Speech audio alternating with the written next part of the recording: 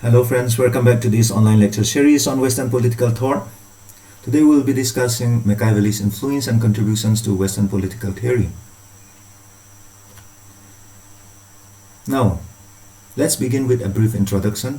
Niccolò Machiavelli, 1469 to 1527, was an Italian Renaissance historian, politician, diplomat, philosopher, humanist, and writer, often called the founder of modern political science.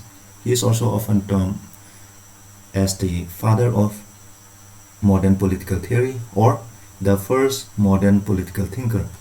His writings were innovative because of his emphasis on practical and pragmatic strategies over philosophical ideas. His most famous text, The Prince and Discourses, has been profoundly influential from the time of his life up to the present day, both among politicians and philosophers. Machiavelli was a product of the age of prolific change and of a period that marked a definite reaction against the authority of the Pope and his preaching of spiritualism. No single political thinker in the Western tradition has been the subject of as much opprobrium as Niccolò Machiavelli was. The adjective Machiavellian has never been an epithet of praise. The term is often associated with political deceit, deviousness, and realpolitik. Machiavellianism is widely used as a negative term to characterize the unscrupulous politicians described, most famously in his book The Prince. Now let us look at some of the factors that influence Machiavelli's life and thought. There might be many, but we'll look into 5 of them. Firstly, contemporary situation in Italy. During the time of Machiavelli, Italy was divided into many principalities. It was not only divided, but it was disunited and therefore remained weak. There were often political turmoil and upheavals. There was also constant situation of war or conflict among the different principalities. Machiavelli was once sentenced to life on charges of plotting against Medici family, simply because he worked under the Republican government, which was overthrown by the Medici family. There was rampant political corruption and undue interference from the church or from the Pope. All these factors had influenced Machiavelli's life and thought. Secondly, the church had also left a strong imprint on the life and thought of Machiavelli. He was sometimes called anti-clergy or anti-Christianity, but in the real sense he was not anti-religion. For example, the teaching of medieval Christians on asceticism, poverty, humility, misery, and the worthlessness of earthly person did not impress Machiavelli, because he was more interested in the unification of Italy so as to make Italy one of the most powerful states in Europe. And another point that Machiavelli did not like was the wrong concept of the war, which the church had believed. For example, the church had viewed the universe having a flat earth at the center, hell beneath, and heaven above. He was also against the clergy because the church leaders or the clergy class, who were supposed to take care of the soul of the people, were more interested in their own material prosperity. Because of these and many other factors, the church had also left a strong imprint on the life and thought of Machiavelli. The third point is his own experiences as a diplomat. Machiavelli entered Florentine government service in 1498 and served till 1512. During his 14 years tenure, he was engaged in various diplomat missions. As a diplomat, he met many influential statesmen, and these meetings and experiences had left a strong imprint on his life and writings. Fourthly, the Italian Renaissance, which began in the latter part of the 15th century, had also left a strong imprint on the life of Machiavelli. For instance, Lasky had rightly observed that the whole of Renaissance is in Machiavelli. The next point is His readings of ancient classics or thinkers. Machiavelli had read ancient classics extensively. Whenever he read these classics, he felt that he was having a dialogue with them, and he also felt welcomed by them. Among the many ancient classics, he focused more on those books or those thinkers who focuses more on their practical experiences. So his reading of ancient classics had also left a strong imprint on the writings of Machiavelli. Now, let us come to the main topic, that is Machiavelli's influence on modern political theory. The first is absolute government. Machiavelli had strong influence on absolute government, which evolved in the modern period. However, he had also have strong influence on the theory of republicanism. And his theory of republicanism had even influenced the founding fathers of the United States. One very, very important contribution of Machiavelli was his theory of the state. In fact, he was the first thinker to talk about state in the modern form.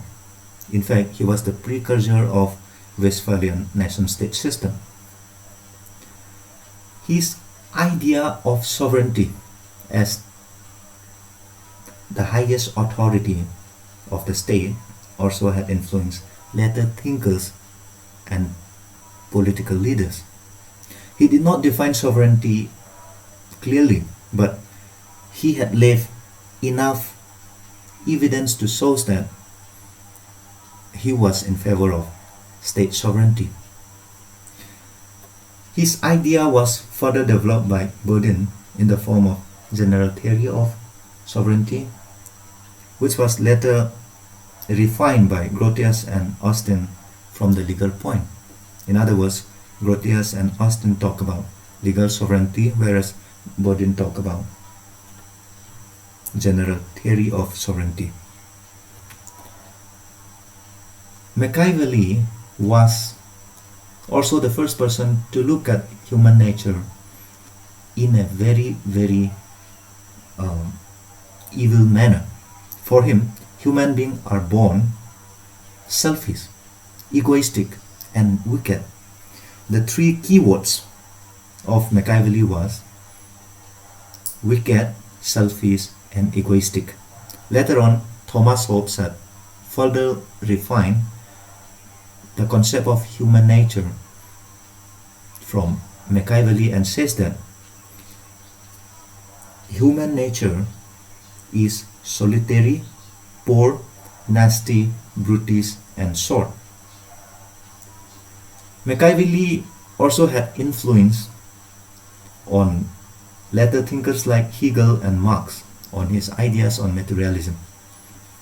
According to Machiavelli, everyone is interested in their own material benefit or self-interest, which include not only economical benefit but also power and fame. Again, Machiavelli was the first person to talk about ethics and morality in the modern sense. In other words, he was the first person to separate religion from state, or ethics and morality from politics. For him, ethics and morality or religion are subordinate to the power of the state. Machiavelli was also the first pragmatic thinker. He was not much interested in the philosophical ideas. Rather, he was more interested on practical strategies. Again, his ideas of secularism had also left a strong imprint on further or later thinkers. In fact, he was the first person to talk about separation of religion and politics, or religion and state. And he also talks about the subordination of religion or ethics or morality to the power of the state. In fact, his ideas on separation of religion and politics continue to be one of the most important contributions of Machiavelli to modern political theory. Now, theory of aggrandizement simply means that every nation-state is interested in expanding their territory, increasing their political power, and also increasing their economic condition. So this theory of aggrandizement continues to be valid even today in the international arena. Next, Machiavelli was the first to talk about politics in terms of power. The most important thing in politics is power. In other words, his idea on politics, which is defined in terms of power, had left very strong impression on later political leaders and thinkers. Even among the contemporary thinkers like E.H. Kerr, David Aston, Laswell, and the realist theories of international politics had got strong impression from Machiavelli ideas on power politics. One of the most important contemporary thinkers who look at politics in terms of power was Hans J. Morgenthau, or the father of realism. Theory of conspiracy says that, according to Machiavelli, politics is about conspiracy. It is about secrecy.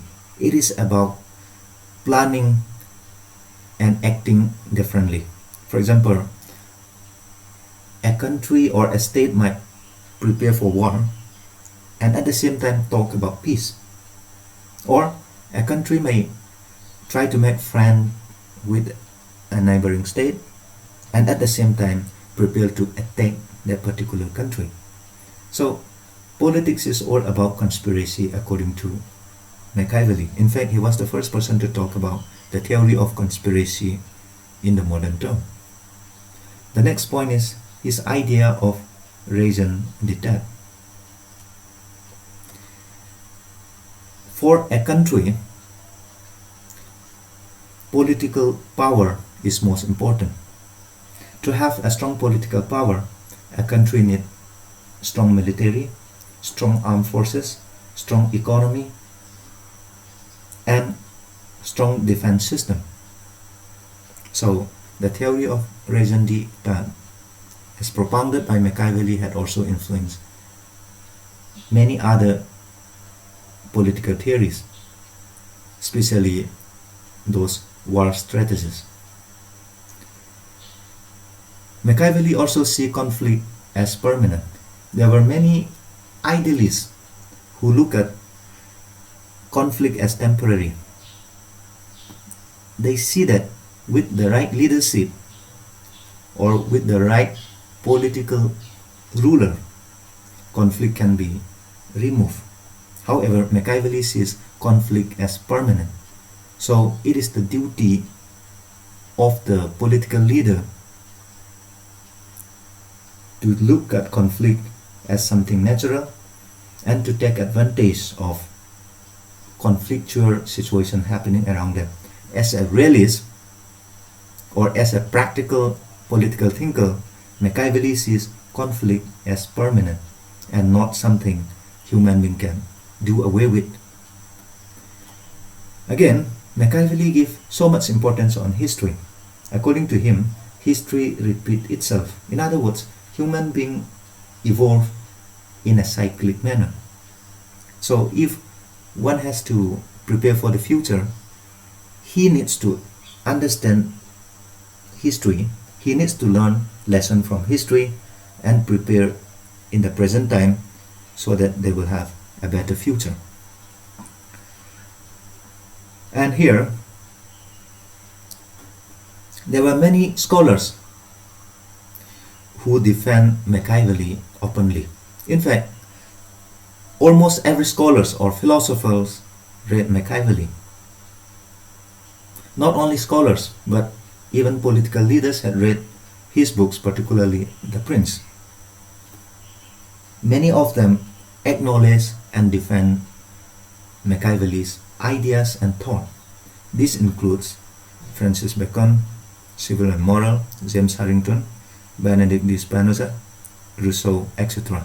However, there were also another group of scholars who read and take influence from Machiavelli, but who did not acknowledge or who refused to acknowledge him.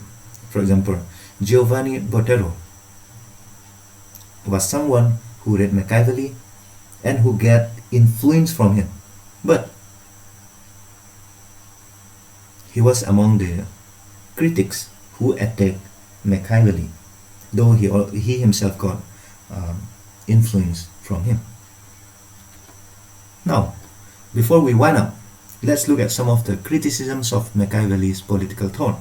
First, Machiavelli's political thought is considered unsystematic or not systematic.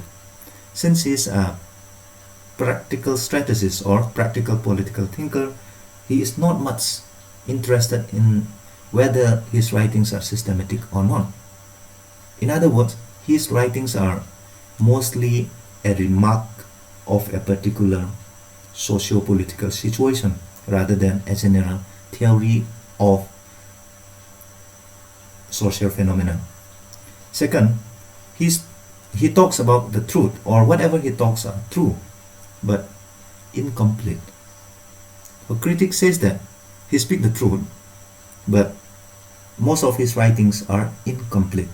He did not write any of his theory incomplete. The third point of criticism is self-contradictory, meaning to say, in some part of his writing, he propagated absolutism or absolute government, but on the other hand, he also idealized republican government. So, critics argue that his ideas are self-contradictory. Critics also argue that men are not always bad. According to Machiavelli, as we have already mentioned, human beings are wicked, selfish, and egoistic by nature. But critics point out that men are not always bad, or men are not born bad. Sometimes men are bad, and sometimes they are also good. They are not bad all the time. Critics also point out that Machiavelli himself was a power monger. See, in 1512, when the Medici family overthrew the Republican government, he wrote The Prince. In fact, he wrote in 1513. And this Prince, his most important book, The Prince, was dedicated to the Medici ruler. So, it is believed that Machiavelli had written this book in order to get favor from the Medici rule. In short, he was considered a power hunger or power monger. The sixth point of criticism was, there should be, to some extent, the moral values in politics. Politics cannot be without morality. Politics at times needs certain degree of moral values. For Machiavelli, politics should have its own moral principles, which are different from individuals' morality. According to Machiavelli again, success should be the only yardstick to judge a ruler. But critics point out that politics cannot be always free from moral principles. So there should be, to some extent, moral values in politics.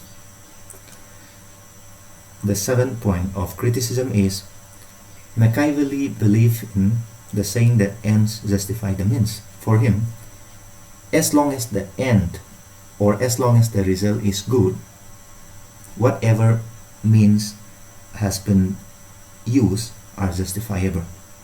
So this kind of belief system was also criticized by many critics. They consider that it is not only the end that justify the means, but it is also the means that justify the ends. For example, Mahatma Gandhi believed that means should justify the ends, not vice versa. The 8th point of criticism was on welfare of the people. Now, most of the modern government focus on the welfare of the people, but Machiavelli had focused on the success of the state and not the welfare of the people. He says that as long as the state is successful, the people will benefit it. Meaning to say, the individual might be sacrificed for the good of the state. So, modern concept of welfarism is against Machiavelli's concept of state. 9th, Machiavelli, as we have already mentioned, was anti-Christianity or anti-clergy, but he was hated by both Catholic and Protestant during his time and even after his death. Soon after his death, there were many scholars from both the Catholic and the Protestant groups who came out to attack the writings of Machiavelli or the thoughts of Machiavelli. For example, the Huguenots like Innocent Gentile and the Catholic scholars like Burley were strongly against the writings of Machiavelli. In short, since he was anti-Christian or anti-clergy, he met enemy from both the Catholic and the Protestant sects. These are some of the point of criticism of Machiavelli's thought. So for today we wind up here. Thank you so much and see you in the next lecture. Thank you.